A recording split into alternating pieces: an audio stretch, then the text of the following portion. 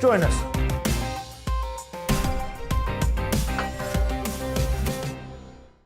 Hello there, I'm Eamon Holmes. And I'm Isabel Webster.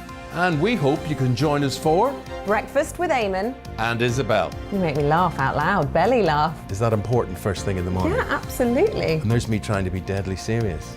News is a serious business. Yeah, I have to rein you in sometimes. Well, it doesn't stop us laughing at it. It doesn't stop us having an opinion on what's going on. Yeah. And it certainly will not stop us reflecting what you think. Weekdays from 6 to 9:30 on GB News.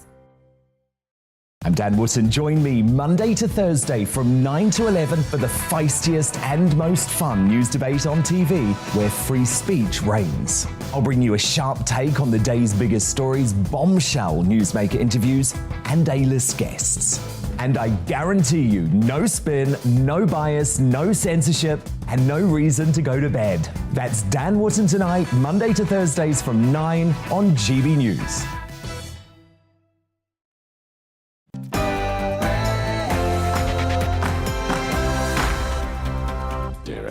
We all do. I think leave means leave. News on TV, online and on digital radio. I'm Nana Akwe in for Michelle. Now, on tonight's show, we'll bring you the latest from Ukraine and look at the response from the international community and businesses around the world. Social media is flooded with horrifying images of mothers leaving their children at the Ukrainian border as Priti Patel promises to relax the rules further to allow more people refuge in the UK. But can you imagine having to leave your child at a border? All of this because of one man, Vladimir Putin, who told Macron that he would not stop the war funded partly by the reliance of the West on Russian gas. So is it time we simply stopped buying it? And in the meantime, some captured Russian soldiers are in tears, crying for their mothers, many claiming that they were tricked into warfare. So what will it take for the Russian people to turn against Putin? All that to come. With me this evening, my panel, Christopher Snowdon, Head of Lifestyle Economics at the Institute of Economic Affairs, Mary Dejevsky, a columnist at The Independent, and author James Bloodworth. Before we get started, let's get your latest news headlines.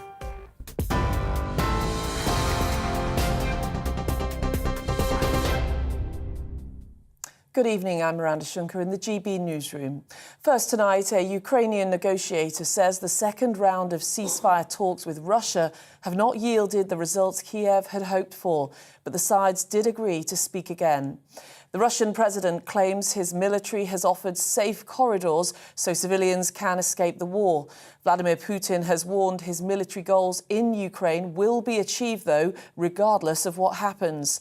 The Ukrainian president says some compromises must be made so that people do not die, adding that he's willing to have an open conversation with President Putin. Volodymyr Zelensky says he will not surrender. Well, Ukraine continues to be bombarded with attacks on day 8 of the invasion. Russian troops are around 15 miles outside Kiev city centre. Elsewhere, the mayor of Mariupol is warning Russian forces have surrounded the port city and severed rail links to stop civilians evacuating. Constant attacks over the past 24 hours have cut off water and power supplies. Ukrainian forces are currently battling Russian troops also for control of Enerhodar, which is Europe's largest nuclear plant. And while Russia claims it's captured Kherson, Ukraine maintains its forces are continuing to defend the Black Sea port. Well, in the northern city of Chernihiv, Ukrainian officials say at least 22 civilians have been killed in a Russian airstrike. The explosion was caught on a dash cam. An oil refinery was also targeted. Authorities say the number of casualties could be higher as rescuers search through the debris. The UN rights chief says tens of millions of people now are in potentially mortal danger in Ukraine. Tens of millions of people remain in the country in potentially mortal danger. I'm deeply concerned that the current escalation of military operations will further heighten the harm they face. Thousands of people, including older people, pregnant women, as well as children and people with disabilities, are being forced to gather in underground shelters and subway stations to escape explosion. Well, speaking in Lithuania earlier today, Foreign Secretary Liz Truss said Russian aggression must be contained. Putin must lose in Ukraine. We're helping Ukraine defend itself.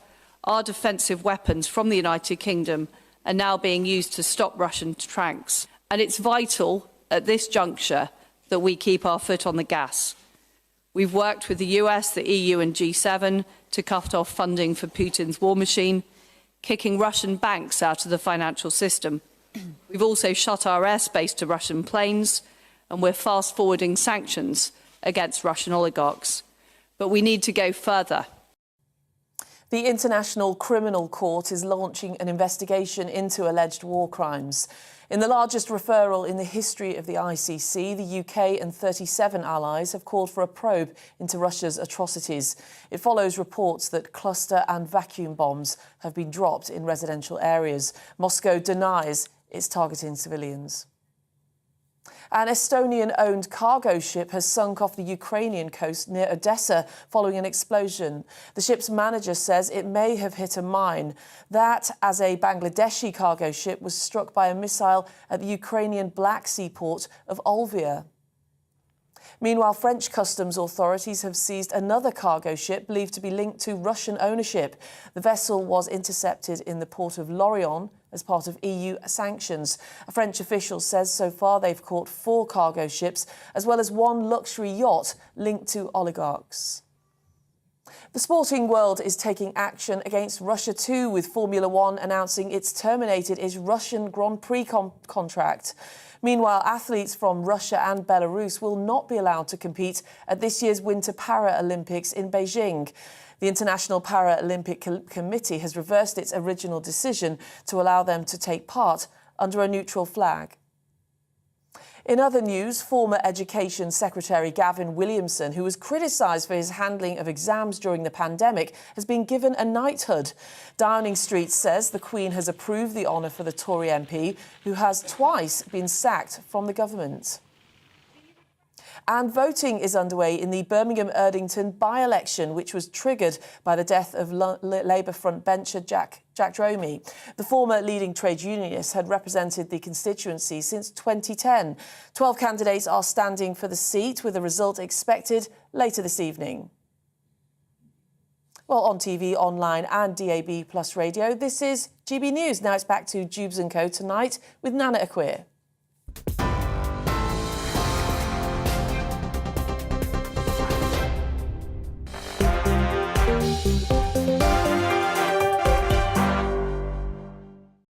Good evening. So it's fast approaching 7 minutes after 6 o'clock. This is GB News on TV, online and on digital radio. I'm Nana Akweer. Now, with me until 7, my panel, James Bloodworth, he's a journalist and writer, Mary Dejevsky, an independent columnist, and their former Moscow correspondent, Christopher Snowdon, head of lifestyle of economics at the Institute of Economic Affairs. I also want to get your thoughts on everything that we're talking about this evening. So get in touch at GBViews at gbnews.uk, or why not go onto Twitter and go for @GBNews. So it's been a week since Russia invaded Ukraine, and the Russian military continues to push into Ukraine's main cities. Civilians in the strategic southern Ukrainian port of Mariupol are trapped by intense shelling. And Russian forces have taken control of Kherson, which is also in the south. It's the first major city to fall. And if Russia captures more southern cities, Ukrainian forces could be cut off from the sea. So at least 22 people have been killed in the northern city of Chernihiv after it sustained persistent shelling. And Ukraine's President Zelensky has asked Vladimir Putin for a one-to-one talk. Meanwhile, the Russian president says that the worst is to come and that he wants to seize the whole of Ukraine. All of this comes as a second round of talks between Russia and Ukrainian delegations have taken place in Belarus. So let's get some reaction from my panel. I'm going to start with you, Mary Dejevsky. Well, we're seeing what's going on. They've taken a major city. They're trying to apparently cut off Ukraine. What are your thoughts on this, and actually the view of Russia by the international community? Well, I think the view of Russia is absolutely catastrophic. I mean, it's very, very hard to see how Russia won't be blighted for years, maybe decades to come, in Western opinion. If Vladimir Putin were to leave office, by whatever means, then I think there would be a chance of some bridge building, some improvement. But at the moment, it looks as though those prospects are just gone for as far as we can see. the Russian people don't appear, a lot of them may not even know what's going on. We'll be talking a bit about the reaction from some of the soldiers who were captured by Ukrainians later on in the show. But James Bloodworth, your thoughts on this? I mean, it's difficult. We keep hearing about there needs to be talks, but it's difficult to see how there can be any kind of compromise, because from what Putin was saying during that kind of deranged speech he gave last week, he doesn't see Ukraine as a separate entity. He sees Ukraine as something that Vladimir Lenin gave away. He thinks that Ukraine belongs to Russia. And, you know, Ukraine is an independent democracy. It has the right to self-determination. So where is the compromise there? It's not about Putin objecting to NATO expansionism. Putin doesn't believe in Ukraine as a sovereign country. And so we're going to see much more death and destruction as Russia's army sweep right across Ukraine and secure the country. But I don't think that's going to be easy. I think that you're seeing this resistance from Ukrainians, so this is going to drag on. I mean, it is a frightening prospect that he seems to be, he's wanton on destruction, and that seems to be the way we're going. Christopher Snowden. Yeah, I mean, I agree with James. I don't see any prospect of these negotiations succeeding, or I don't even know if they've been held in good faith by the Russians. But Mary is quite right. The best case scenario, and really the only positive scenario that's in any way realistic, is Putin being deposed or indeed assassinated, more likely. And I don't think that's totally implausible, because the Russian economy, I mean, the stock market is on its absolute knees. The economy is doing incredibly badly. The sanctions really have an effect already and will continue. Do you think, how do we know? Because it doesn't, I mean, Putin's got a lot of gold. He's backing up everything at the moment, so they probably won't be feeling anything right now. Well, the government has got the money to continue fighting the war, certainly, but that doesn't mean that the economy can be kept afloat with this kind of cash. So, I mean, people in Russia are already feeling this. State media, of course, is lying to the Russian people, but you can't keep this news out indefinitely. Thousands of Russian soldiers are dying. I think the war is going worse than Putin expected, which maybe gives us hope that he won't be doing this to another country very soon. This is going to go on for a very, very long time, I would think. But ultimately, of course, Ukraine is almost certain to be crushed, because they don't have the might of Russia or anything close to it. Well, they don't, but there are 40 million or so citizens, and that's a lot of people to try and sort of deal with who don't agree with you, isn't it? What do you think, because obviously you work with the Institute of Economic Affairs, what kind of impact do you think companies like IKEA leaving that region or closing their businesses down, do you think that this will be the thing that eventually breaks Vladimir Putin, this sort of behaviour from business? It will be, the combined effort will have a big impact on the Russian economy, absolutely. Combined with it becoming a pariah state, even the things like the Formula One and the Olympics and the football, all these things have an effect on public opinion in Russia. And it's ultimately public opinion in Russia that has a chance of deposing Putin, although I think probably in reality it's going to be a Julius Caesar situation. It's going to be the people very close to him. But apart from anything else, nobody can physically get close to him to do much about it. Do you think he expected this economic impact in terms of all those companies sort of rallying against them? He would have expected sanctions, for sure. I don't think, I have no idea, really, but I don't think he expected, A, for the war to be fought so badly by the Russian army, and B, for the sanctions to be as extensive as it has been, and indeed for the rest of Europe to give so much support to Ukraine. We've done, I think, about as much as we could in terms of supporting Ukraine without Putin wanting to push a nuclear button. And it's disturbing, isn't it? Because when you see him doing his speeches and everything, he is not moving. He is not changing his point of view. He is standing firm. He's doubling down on what he's going to do. And I'm wondering, how do they actually get out of it? How do we see somebody like this backing down, if at all, Mary? Well, I think the prospects of him backing down are very, very slim, because when you look at what he's invested in this now, against all forecasts, really, he's chosen the maximum option. He hasn't just gone for occupying and securing the pro-Russian regions, the breakaway regions in the east. He's gone for subduing the whole of Ukraine. And it's very, very hard to see any way back from that. And I also think that there's, which may be slightly more controversial, I do ask myself, when I see the combined might of the US Congress, the British Parliament and the European Parliament all standing in adulation of President Zelensky, which is basically encouraging him to stand firm. And if the result of him standing firm is the destruction of Ukraine, of Ukrainian cities and of millions, possibly, Ukrainian citizens either leaving into refugeedom or being killed or injured in the attacks. I'm not sure that we should be encouraging that. And there's very little talk at the moment of encouraging President Zelensky, for all his heroism, actually to enter into some sort of talks where he's going to have to make some sort of concession. Well, I think he is trying to enter into talks with Putin at the moment. But I don't think the people of Ukraine, and if indeed it was my country, whether I'd be ready just to lie back and just allow this. And they are using, I mean, as far as we have heard, vacuum bombs, which are those awful thermobaric missiles, which are horrendous and literally vaporise things. So that is disturbing.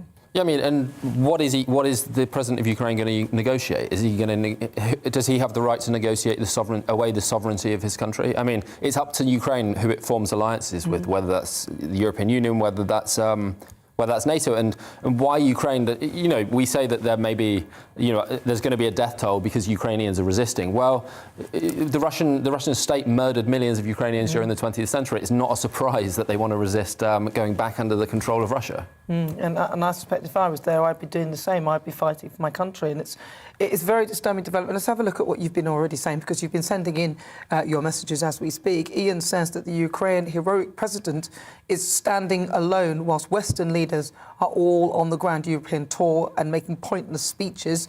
Why do they not show real solidarity and join him in Kyiv? Yeah, well, I suspect we can see why, but also remember Vladimir Putin actually has the biggest nuclear arsenal in the world. As far as we know, we don't know what China's got. They keep very tight-lipped about that. Damjana says, I do hope that this is a wake-up call for all of us in this complacent, decadent West. If nothing else, all of a sudden, toxic masculinity is not so bad as brave Ukrainian soldiers are defending their homeland. All of a sudden, national sovereignty is not an evil thing anymore. And surprise, surprise, there are more important things in life than using the wrong pronouns. All of a sudden, we realise that we need our armed forces, which have been vilified for so long. All of a sudden, we realise that we need nuclear energy and self-sufficiency. Well, yeah, and it's come at a cost for us to actually work that out as well, hasn't it, really? Keep those opinions coming. We'll be speaking very shortly in a moment to a lady who can tell us a little bit more.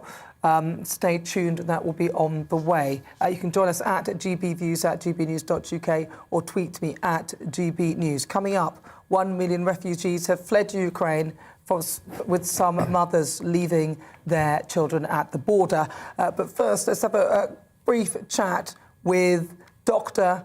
Anna Matvieva. I hope I said that, Anna, correctly. So she's a Eurasia and Russia affairs analyst. Anna, so tell us a bit of your view of this and how you think the West are viewing Russia at the moment and the impact that the businesses might have on Vladimir Putin. Well, the effect which Western sanctions are making on Vladimir Putin are making him angrier.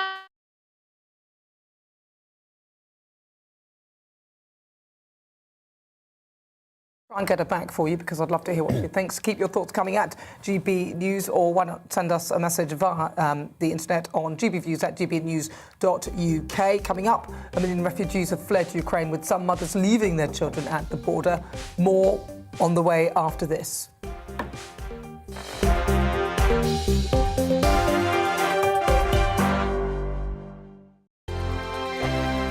GB News is the UK's home of discussion and debate from all perspectives. To stay up to date on the latest stories, make sure that you subscribe to the GB News channel right here on YouTube. You can watch us live 24/7 across the whole world. You can also check out exclusive content and catch up on previous episodes of your favourite shows. Every day, we ask the questions that you'd ask, so why not add your voice to the conversation in the comments section? Don't forget to subscribe. We are GB News, Britain's news channel.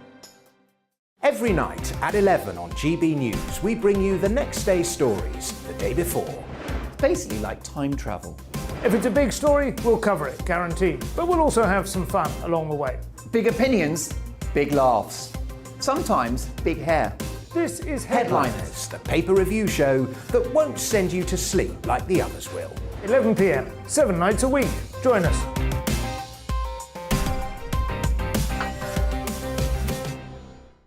Hello there, I'm Eamon Holmes. And I'm Isabel Webster. And we hope you can join us for Breakfast with Eamon and Isabel. You make me laugh out loud, belly laugh. Is that important first thing in the morning? Yeah, absolutely. And there's me trying to be deadly serious. News is a serious business. Yeah, I have to rein you in sometimes. Well, it doesn't stop us laughing at it. It doesn't stop us having an opinion on what's going on. Yeah. And it certainly will not stop us reflecting what you think. Weekdays from 6 to 9:30 on GB News. I'm Dan Wootton. Join me Monday to Thursday from 9 to 11 for the feistiest and most fun news debate on TV, where free speech reigns. I'll bring you a sharp take on the day's biggest stories, bombshell newsmaker interviews, and A-list guests. And I guarantee you, no spin, no bias, no censorship, and no reason to go to bed. That's Dan Wootton tonight, Monday to Thursdays from 9 on GB News.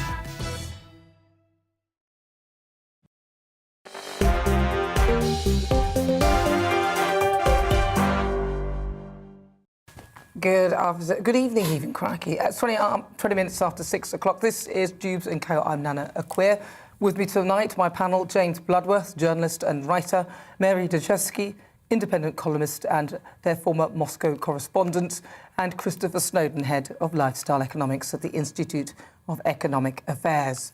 Right, so we were talking earlier to Anna Matvina. I can say that we've got her back. Anna, let's talk, because I wanted to ask you, with regard to Ukraine, the actual impact that this is having on business and also around the world, the view that Russia is having by other countries. What's your view, Anna? Are you there with us? Unfortunately, I don't think I'm there. Oh, there you are. Brilliant. Yes, two things. One is that it is impossible to hurt Russia without hurting ourselves, and that's what we are going to do. Putin is not kind of person who is very responsive to how Russian business performs. He believes that the price of ruining Russian economy is not too big to deliver on his security agenda. So by and large, the sanctions would be falling on the shoulders of Russian people, and also people in the West and all over the world are going to be hurt. The other thing is that now we need not more sanctions, we need urgently a ceasefire. We need somebody who is a go-betweener. We should praise President Macron and his peace efforts, and we urgently need somebody who would be able to stop this insanity on the ground and sit to the negotiation table. Emotions is not the order of the day. We need to be very sober, very composed, very much kind of watchful what we are saying, not to anger President Putin more than he is already angry, because we don't know what is going on in his head. So trying to reduce the level of tension is really would be the responsible Western approach, and then we can see what kind of sanctions stay, what should be added, and how we get from there. But talking peace now is really a must, and responsible Western statements should really rise up above the banning of Russian cats from an exhibition and talk about serious and sober business in this very trying hour. That's the only way we can help people of Ukraine. But Anna, he doesn't appear to be wanting to this peace thing. I mean, he sounds like, from what I'm hearing, everything he said sounds like he's going to press ahead with his agenda, irrespective of what the West or anybody else does. Is that not coming across that way to you? To some extent, yes, but he also coming against various constraints, and his own elite, his own military and political establishment, the price the country is paying. There are people around him within the ruling elite who are saying, well, okay, now maybe we should adjust some course. Putin is also quite emotional. If somebody managed to find some kind of emotional connection to him, probably he can see reason, because the strategy where he's going is taking Russia to a dead end.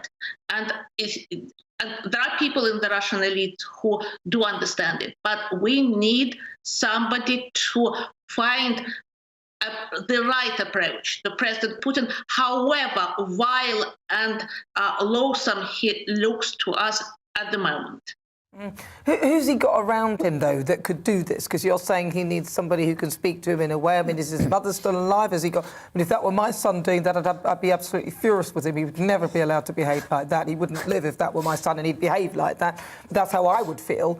But who's around him? Does he have children? Are there people to help him see sense? Well, there are people both within his close personal circle. We most of the time don't know their names. Well, we can guess their names, but they are not really the famous people, not people who are flashing yachts and that kind of accumulated wealth. There are people from his childhood, from his earlier days, from his university, from his KGB career. So that's kind of people with whom he has been there for like decades. There are also members of Russian government, Russian elite, Russian governing circles. I don't want to name any names because now everything is incredibly fragile and everybody is watching everybody with quite hostile eye. So, but yes, I think that's the only way. Western sanctions, Russian street protests, what we're seeing on TV, and we also don't know what is being actually reported to Putin. So that's also a bit of a kind of gray area. So that's not going to reason. He is personable. He does respond sometimes to individual people and individual politicians. And that's where there should be somebody who can sort of press the right buttons and just calm down the level of tensions now. And then we can look at longer-term strategy, because that is the only way which can stop this madness. Well, Dr. Anna Matvina, thank you very much for joining us. She's Russian and Eurasia's affairs analyst. Interesting. Well, I mean, she did raise an interesting point when she talked about people around him. And that's why I was wondering if there are people around him that can sort of get to him and communicate with him, connect with him. And, you know, I mean, what does my panel think? I mean, was she talking about sending Donald Trump? It sounded like she was hinting at that. Well, I mean, that would be great. He'd be Medvedev is in Russia. I don't know what his inner circle is like. I mean, he seems to be a politician who has surrounded by yes men. It seems that's from the intelligence reports. It seems like he's someone who's surrounded himself with people who will just agree with the direction he's moving in. Mm-hmm. I mean, he has appeared very isolated in the last few weeks since he sort of returned from his COVID isolation. You know, we've seen those pictures of him as this gigantic long table and everybody at the opposite end. It doesn't give the impression of a leader who is either taking advice or even open to advice. No. So, but you asked another question, which is interesting about, you know, family. Yeah. And he's got two grown-up daughters who've got professional jobs. And I think he's got maybe one or two grandchildren. But he divorced his wife a while back, and he did so extraordinarily publicly that the Russian journalists were invited to come to the Bolshoi Ballet at the end of an evening's performance. And the Putins appeared, and Putin announced to the whole of Russia on state television that they decided to get a divorce. And the reason given, which hasn't been disputed, is that he spent all his time, all his waking hours working, and he didn't have time for anything else. And that may suggest a sort of obsessive attachment to trying to run Russia, which is probably a very difficult thing to do. But it doesn't seem that he's very close to his family either. Well, it's easy. Imagine being that detached. You can just say, look, I'm sorry, we've been together for years, now sling your hook, because I've got other things to do. I was just going to add, he's more like a monarch than... So during the Cold War, the Soviet leaders, at least post Khrushchev, it was a kind of a collective leadership to some extent. But he's much more like a monarch. He hasn't got that... There isn't that kind of the sense that he's surrounded himself in this collective decision making. He seems to make the decisions. It does seem that way. Well, as this transpires, obviously lots of people are fleeing. About 1 million people so far. They fled Ukraine in a week. That's after Russia invaded it. And the United Nations Refugee Agency has said that some mothers are leaving their children at the border. Now, most refugees have gone to Poland, followed by Hungary and Moldova. The Home Secretary Priti Patel has said that there'll be a further relaxing of rules which could allow up to 200,000 relatives of Ukrainian nationals to enter Britain. Charities such as Save the Children, the British Red Cross and UNICEF have all launched fundraising campaigns. But what I want to know is, are we in the UK, around the world, doing enough to help these refugees, and how can we help them? So I'm going to start with you, Christopher. Well, I mean, the UK government has agreed to take at least 200,000 refugees. The EU is obviously taking very many refugees on the basis of a 3-year visa, and that seems reasonable to me. I think after the 3 years are up, we can deal with people on a case-by-case basis if they want to stay in the country. We do have a labour shortage, as it happens, in this country. I think it works quite nicely for us and for the Ukrainians. We are, of course, about as far away as you can get from Ukraine physically, but of course we know that a lot of people do want to come here anyway, even in peacetime. You know, the asylum system has kind of become rather unpopular with a lot of people in the country over recent years because it's been abused. We've had 1,000 people a day at times coming over the channel in dinghies, many of whom, let's face it, are economic migrants rather than genuine refugees. But the UK has a very good record of taking in refugees from wars over the years, and I'm sure they'll be very welcome. Begs the question, though, how they'll actually get here, because, if they're going to go across land borders and so on and so forth, that's fine. But then when you get to France, how are you going to get across? I'm wondering if the British government are actually going to put something on to help these refugees get to this country, or whether they're just going to expect that if you get here and arrive, that you're going to be in the allocation of 200,000. I think it's going to be very difficult for Ukrainian refugees to arrive over land to cross Europe. You remember all the scenes, all those black and white scenes of the post-war migration across Europe, with crowds and crowds of people walking, and you just hope that won't be replicated this time around. We've seen snatches of it with people leaving all different parts of Ukraine to walk into Poland. And it seems that most of the refugees have gone there, at least to start with. And also, I think, though it's hard to tell, that very many of them will actually prefer to stay in that part of Europe, that their ties are with Ukraine and they'll want to go back if at all possible. Yeah. And the other thing is that people have a lot more connections with family who've already emigrated or who are working either in Western Europe, but particularly in Poland and Hungary. There are, to me, an amazing number of Ukrainians who are already working in those countries and have been for 5-6 years. And you ask, how have they actually got there? How have they got jobs, given that they're not Ukraine isn't part of the EU, they're not subject to free movement. How have they got there? But they appear to be working very successfully, especially in Poland. Well, you mentioned the EU as well. I mean, there's been a call for them to join the EU quickly as well. Yeah, I mean, there'll be this Putin's invasion of Ukraine will hasten calls for Ukraine to join the EU and NATO. I mean, Putin has become the glue that holds his aim was to divide Europe, and Putin's in some ways become the glue that's created this new sense of social solidarity. And with the refugees, for example, there is a sense that I think there'll be Europe-wide agreements in terms of countries taking more refugees. We've seen Boris Johnson, the government's pledged already to take 200,000 because they won't just be all left to...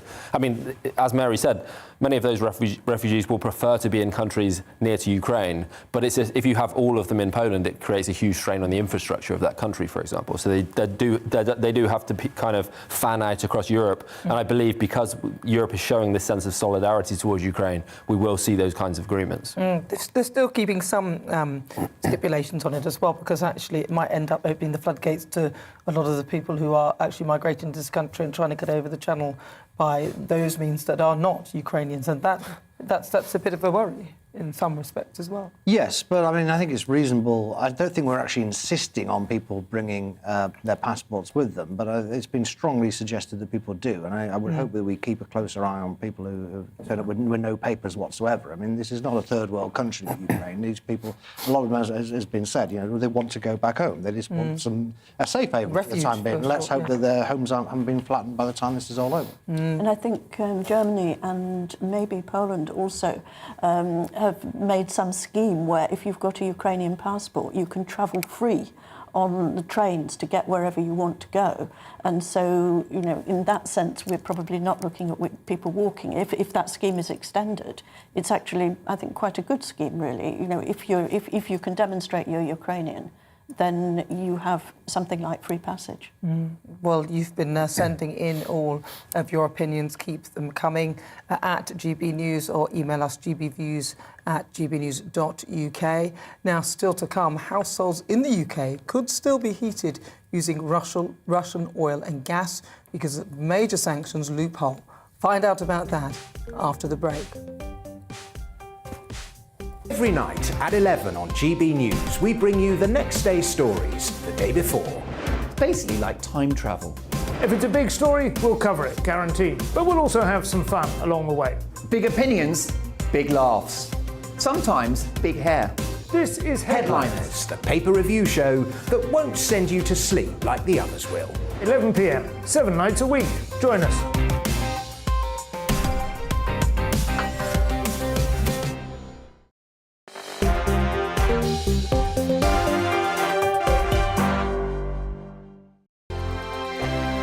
GB News is the UK's home of discussion and debate from all perspectives. To stay up to date on the latest stories, Make sure that you subscribe to the GB News channel. Right here on YouTube. You can watch us live 24/7 across the whole world. You can also check out exclusive content and catch up on previous episodes of your favourite shows. Every day, we ask the questions that you'd ask, so why not add your voice to the conversation in the comments section? Don't forget to subscribe. We are GB News, Britain's news channel.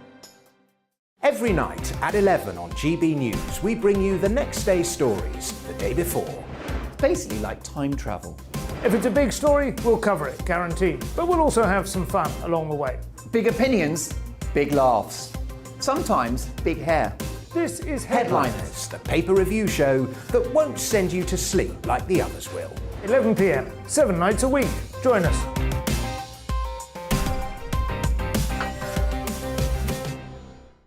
Hello there, I'm Eamon Holmes. And I'm Isabel Webster. And we hope you can join us for Breakfast with Eamon. And Isabel. You make me laugh out loud, belly laugh. Is that important first thing in the morning? Yeah, absolutely. And there's me trying to be deadly serious. News is a serious business. Yeah, I have to rein you in sometimes. Well, it doesn't stop us laughing at it. It doesn't stop us having an opinion on what's going on. Yeah. And it certainly will not stop us reflecting what you think. Weekdays from 6 to 9:30 on GB News. I'm Dan Wootton. Join me Monday to Thursday from 9 to 11 for the feistiest and most fun news debate on TV, where free speech reigns. I'll bring you a sharp take on the day's biggest stories, bombshell newsmaker interviews, and A-list guests. And I guarantee you, no spin, no bias, no censorship, and no reason to go to bed. That's Dan Wootton Tonight, Monday to Thursdays from 9 on GB News.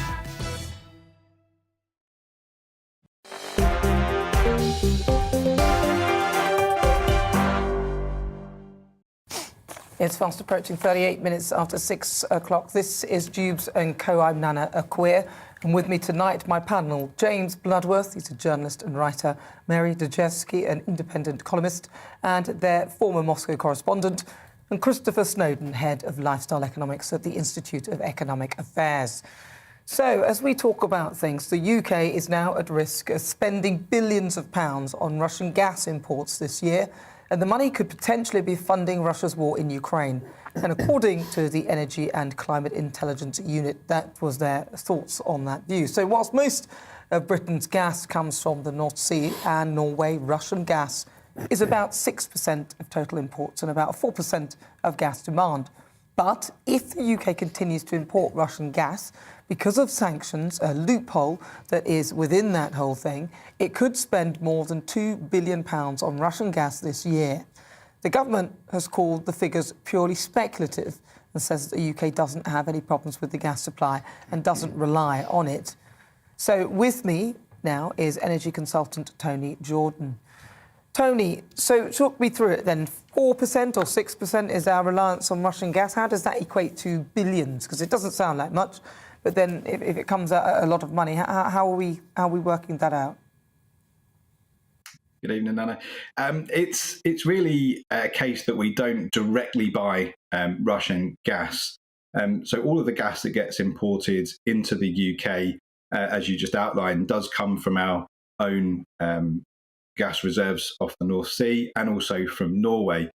We do, however, have quite a strong link financially with the continent, and the continent is where much of that gas comes in. So we do see a bit flow into to the UK, but you can't sort of isolate how much exactly that is. So there is a percentage coming from Russia. What impact would it be for us to just say, look, we're not going to take from that supply, we want to cut that off? Can we do that?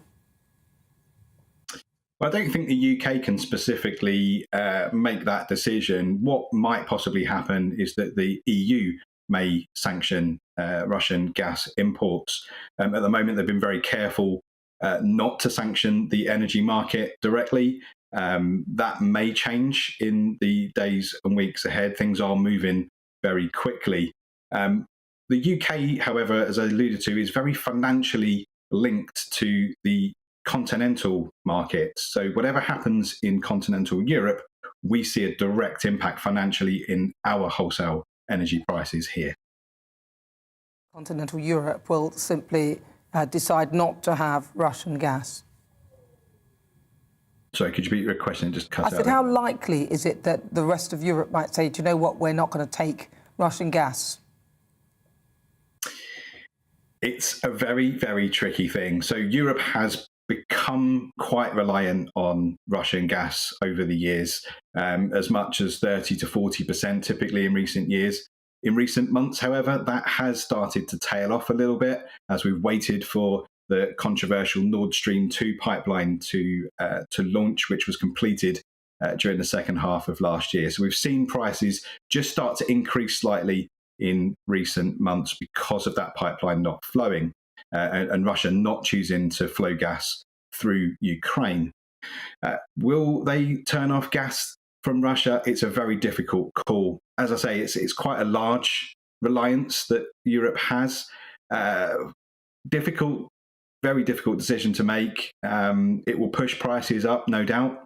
It will make supply really, really tight, which no doubt will inflate prices beyond where they are now, and they are already at record levels. Use fracking instead and get rid of that gas. Fracking's always been a controversial subject, hasn't it? I mean, we are importing LNG from the United States, and much of that gas is actually fracked. So it's a controversial one. We've seen where that has gone in recent years with the protests. But the question probably would be how much of that reserve, how much of that gas would be available, and how much really would it fill the gap? That's a good question, I wonder. Well, listen, thank you, Tony, for talking to us. That's Tony Jordan. He's an energy consultant. That's over to my panel then. Right, so you heard what he said. It's unlikely that the rest of Europe will consider not using Russian gas. So we could potentially, but we don't really know where it comes from anyway. I mean, that's kind of a vague thing to say, isn't it, in a way? It means that we can accept it, but as long as we don't know where it's coming from. Effectively, yeah, but as Tony says, we can't really do much about it. I mean, if it is only 4% or 6%, you could if it was simple as it coming in directly from Russia, you could say, OK, we'll take that hit, gas prices would go up a little bit, it's not like we're going to run out of gas. Unlike Germany, where it's about 50% of their gas uses, I don't think that Europe can afford to say no to Russian gas. That's the bottom line. And I think there would be an element of cutting your nose off to spite your face to do it. Why? I mean, well, because you want to send a clear message to Russia. You want to do as much damage as you can to the Russian government and to their economy. But at the same time, you don't want people freezing to death and unable to cook their food in Europe. But so I'm afraid you have to be pragmatic about it. But people are being bludgeoned to death with from in Ukraine. We've seen it, and that money is definitely part of the money's coming from us buying gas from Russia. It is, and in an ideal world, you wouldn't be importing any Russian gas, but we're not in an ideal world. So what are we going to do? Are we going to cut off the gas supply for millions and tens of millions of people across Europe, or are we going to say, OK, we need to look at this. This is energy security is now an issue. We should get fracking. But at the moment, unfortunately, there's nothing we can do about it. Well, we have many other... Supplier? Well, not really. I don't think there's enough gas in the world to make up for it. It would, even if there was enough supply, and the main other supplier is Qatar, and they're not exactly a great bunch of lads either.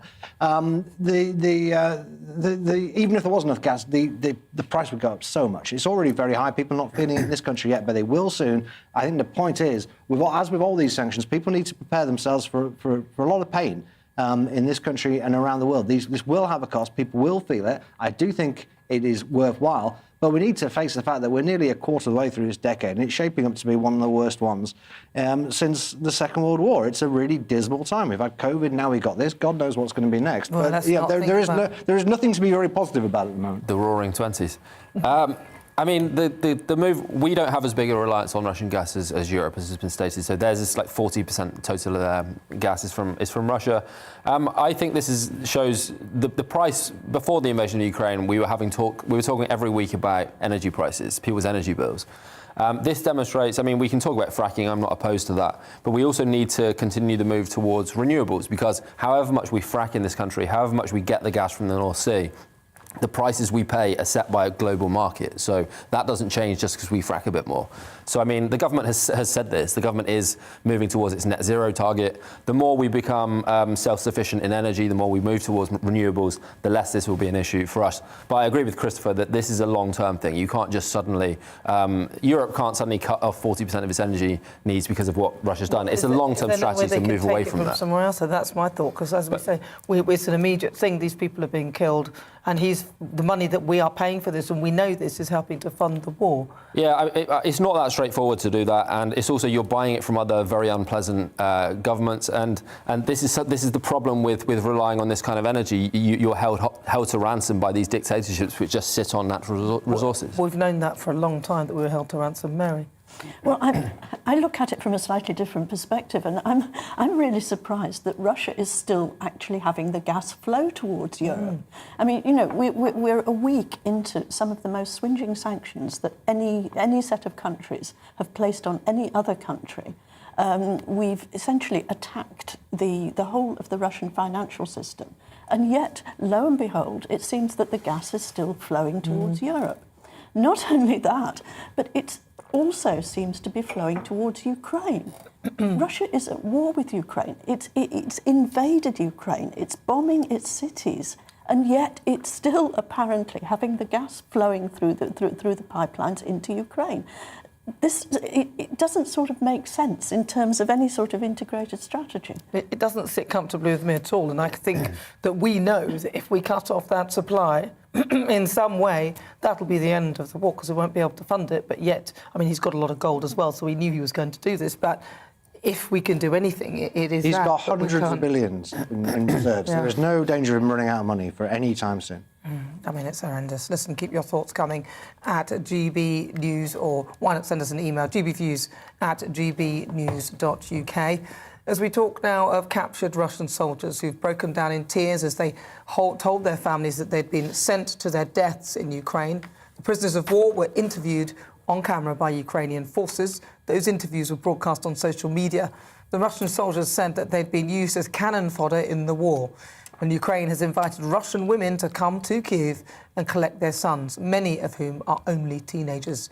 So do Russian soldiers want to be part of Putin's war? Let's find out what my panel think and make of that one. I'll start with you, Mary. It's almost impossible to tell, because one of the things that's been going on in this war, as in wars forever, is enormous amounts of information being spun, disinformation being put out. Now, you know, we've seen footage of tearful Russian soldiers.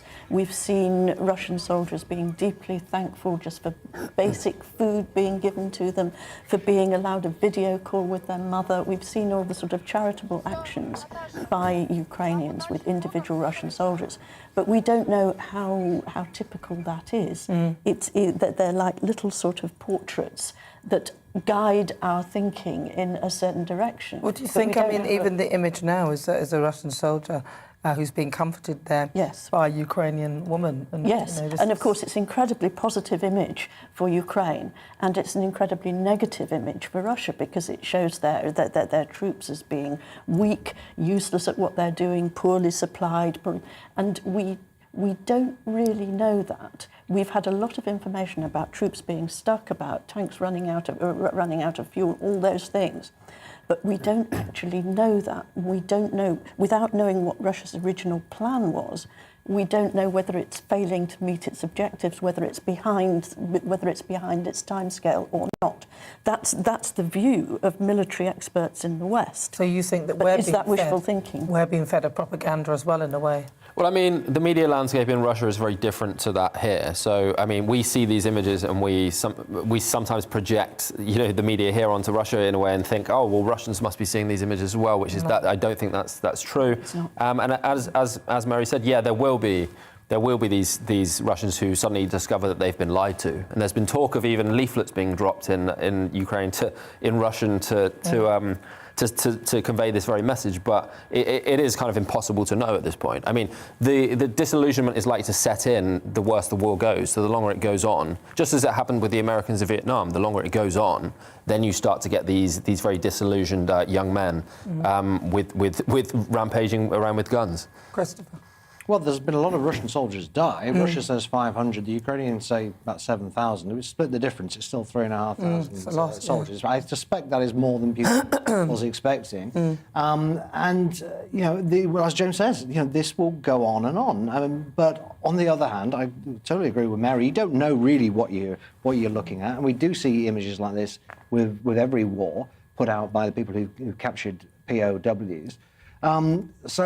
I mean, I see a lot of stuff on Twitter of clips of Russian tanks in the mud and Ukraine celebrating. And yet you look at the map every day of how far the Russians have got. They've just captured the first city today. They're on the doorsteps of Kiev. So I don't think it's going that bad for Russia. And the bottom line is there's really no way the Russians can lose this war. They've got so much firepower, including nuclear weapons if they want to use them. So I'm afraid anybody who thinks that the plucky Ukrainians are going to pull an underdog trick here, sadly, I don't think it's going to happen. Well, do you not? I mean, this is a potential for, the way I see it, if the war should be ending quickly, would be for the Russians themselves to turn against Putin and for the soldiers and things to report home what they're actually going through, and the mothers to come in and understand what's happening and be outraged. I see people refusing to fight them. Putin has a problem. I mean, there was that submarine that refused to bomb an island. Well, let's see what you've been saying at home. On the refugee subject, Deirdre says, I'm all for these displaced people coming here, but would be concerned at the knock-on effect of 200,000 if that allowed them to bring relatives in the future. It needs to be taken into consideration, that is true. We were talking earlier about Russia, its impact and how the rest of the world view them, and I think this probably links in with the soldiers as well. Kevin says, I think it's time for the West to engage in airstrikes to help a sovereign country. How can we morally stand by? Anne says, time for some common sense. Save what's left of the Ukraine and its people. Give over to Russia. It will be the end. It will be the end result, whether we like it or not. Enough dead heroes. Stop encouraging the slaughter of Ukrainian people. Would you think that that's a sort of because a lot of people are saying that actually, that if they just didn't create any resistance, that this would be over quicker and then less people would die. Well, I mean, the person who wrote that used the phrase "the Ukraine" as well, which is the Russian name for the country. So no, I mean, I don't think if someone invaded this country, would we just lie back and take it? No, I would hope not. No, I wouldn't. Of course we wouldn't. No. Rob says on refugees that the UK accepting 200k refugees. Question, where will they be housed? Hotels and council houses all full. Yeah, that is a good point as well. Let's see, oil and gas. Tony says, interesting to see the US and UK are still buying oil and gas. Hypocritical much. June says, why is the gas from Israel ignored? Why can't we buy Israeli gas?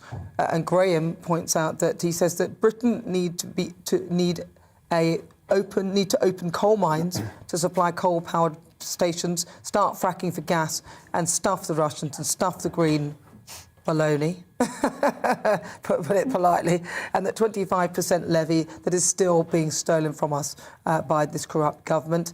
And Carol, with regard to the soldiers, says that we've also seen footage of Russian soldiers feeding captured Ukraine soldiers too. This is not one-sided propaganda. I mean, would you say that there's a huge level of propaganda from our side that might be portraying the war differently? Because, I mean, obviously we believe what we see as well as the Russians will believe what they see. Well, I don't know. That's the point. And the Russians don't know either. We don't know what we don't know. So I dare say we are, particularly from the Ukrainian side, I think we're bound to see a more positive picture because they want our support. They want as much support as possible from the West to keep fighting this war, and good on them for continuing to fight. But as I say, sadly, I think it's going to be sooner or later a losing battle. These Russian soldiers crying, though, is pretty shocking, right? I mean, you're seeing all that, and their mothers must be watching, and they're heartbroken. And this isn't winning anything. No, and I mean, if those pictures are being shown on Russian social media, and lots and lots of Russians have access to social media, you have to ask what they're making of that, alongside the official images that they're being shown, or what seems to me also almost the non-coverage of this as a war. Apparently, there's a lot of Russians who simply don't know from watching state media that Russia is involved in anything other than a sort of small military operation.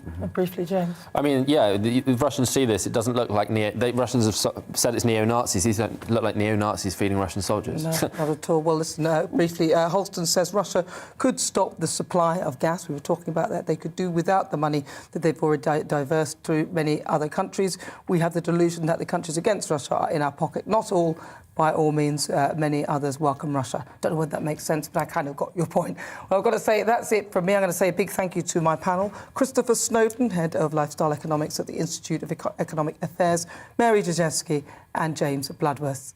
And also, thank you to you for your company. I'm back tomorrow at my normal time of 4 till 6. See you then.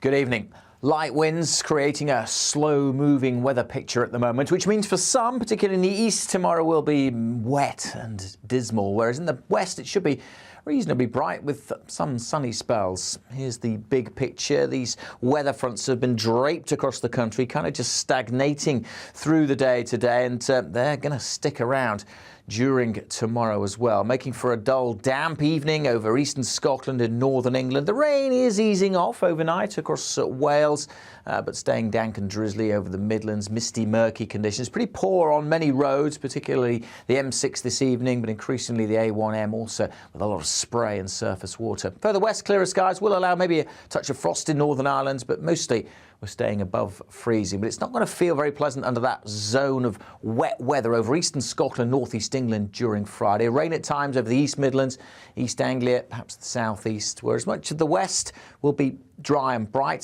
some sunny spells. Just a few showers for Northern Ireland, South Wales and southwest England. It's in the south where we could reach double figures, but stuck under that rain band, as I said. Feeling pretty bleak, 5, 6, 7 degrees at the very best. That zone of rain isn't really shifting very far either during tomorrow evening, sticking across these eastern parts, and if anything, hinting at coming back as we head into the weekend. Clearer skies across Scotland and Northern Ireland, mean a touch of frost here to start Saturday, but we should see plenty of sunshine here on Saturday. Southeast Scotland could be a bit dull and damp, and certainly the bulk of the Midlands, eastern England, seeing a lot of cloud, rain and drizzle on and off during Saturday. And again, as a result, feeling pretty cold, especially on some of those North Sea coasts with the breeze off the sea. But even with some sunshine, temperatures only 8 degrees in Glasgow and Belfast, and maybe only 6 or 7 on Sunday. Most places looking dry and bright on Sunday, but feeling cold, certainly across England, with that easterly breeze.